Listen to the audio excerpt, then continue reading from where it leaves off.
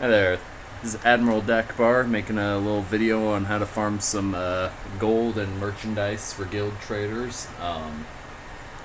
One consistent way of farming gold has always been to farm furnishing recipes. You can do this in a lot of different zones. The only real requirement is that you have at least one. Go away, cat. Is that you have a couple tunes that you can switch back and forth on while you do this. It really speeds up the process. They don't have to be combat ready tunes, just mules, whatever you got.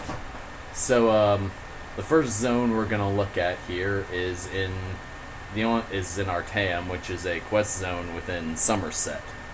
For those unfamiliar, Artaeum. So we're gonna be going to a place called the Trader's Vault. It is right here, this little delve, right there. Might have to work on the camera angle for this vid, so bear with me. We're going to the Trader's Vault, so we're just gonna run on over there. Now, the key to farming furnishing recipes, it's basically what everyone is referenced to as urn farming the past couple patches. People were doing this in the Drelloff tombs in Vardenfell, in the Clockwork Basilica in Clockwork City.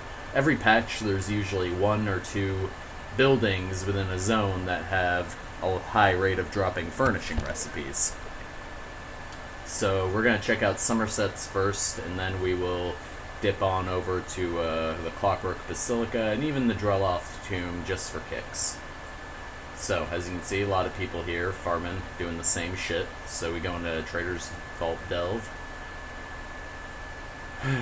Hopefully we won't get long load screened.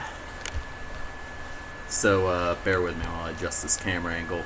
So the key to doing this is going in on a tune, opening basically all the urns, boxes, shit like that you can.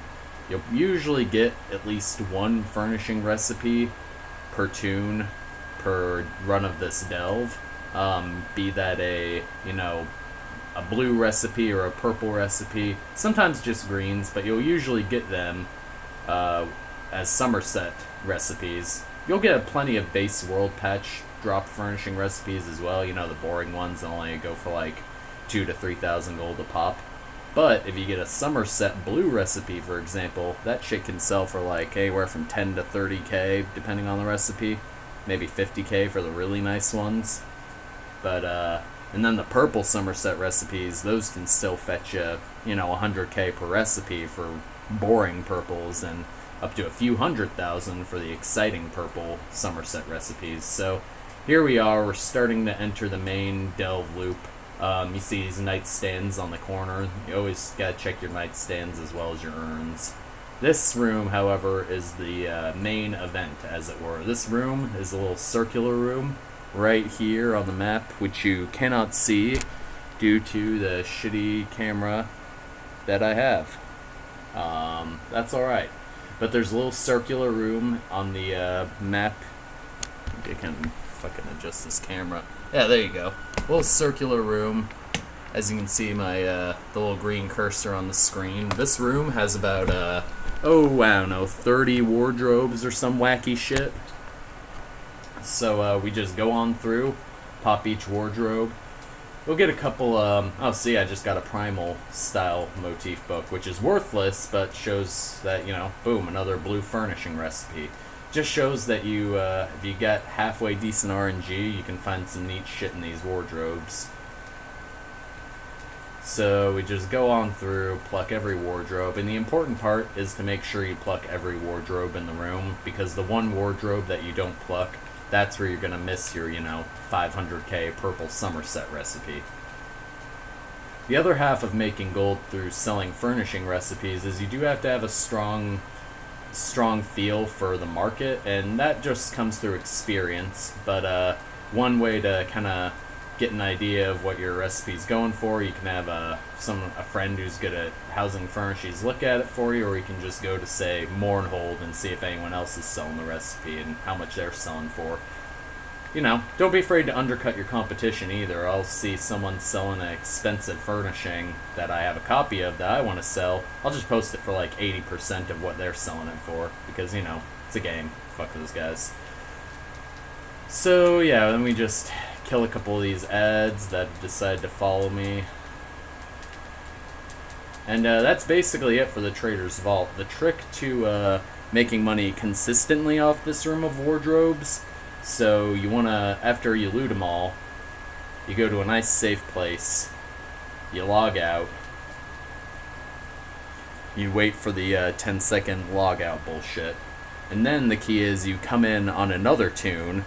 It can be any tune as long as you can pull wardrobes on it, and you just cycle through each tune, because by the time you've done this on 1 tune, 2 tunes, going all the way, sometimes I usually cycle through 6 tunes while I'm picking wardrobes individually like this.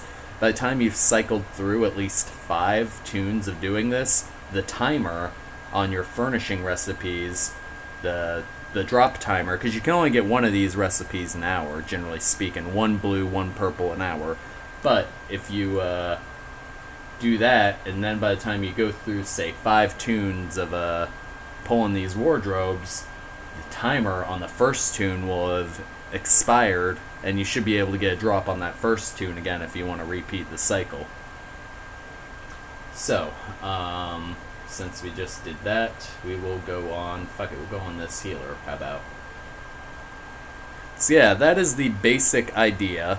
There's 2 other locations that I will just briefly point out on the map view. We won't go into the delve specifically because the concept is the same. You go to the delve, you open the urns, you leave the delve, you reset, rinse, wash, repeat. We won't bore everyone with going through each urn individually.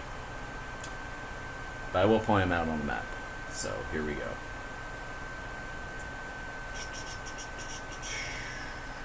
Probably gonna get long load screened.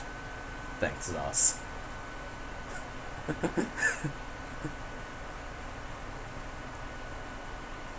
And we're still waiting.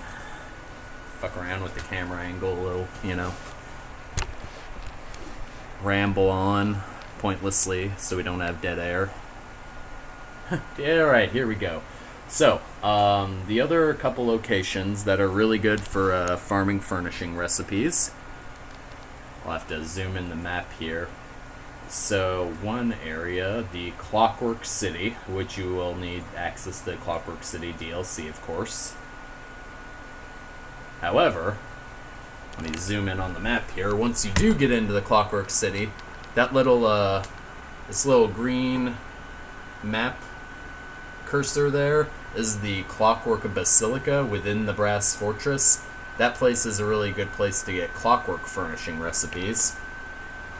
And then, let's say, you know, you really want Vardenfell furnishing recipes, but you don't want to, you know, buy them with writ vouchers or shit. You can just farm them the good old-fashioned way in this quaint little place called the Dreloff Tomb, which is right in this weird little lava spout right over there on the map. Now, that little lava spout, well, yeah, I guess the map is mirrored because it's on my camera, but this shitty little area with lava on the Vardenfell map is where you'll find the Dreloff Tomb, which is another good location for farming furnishing recipes.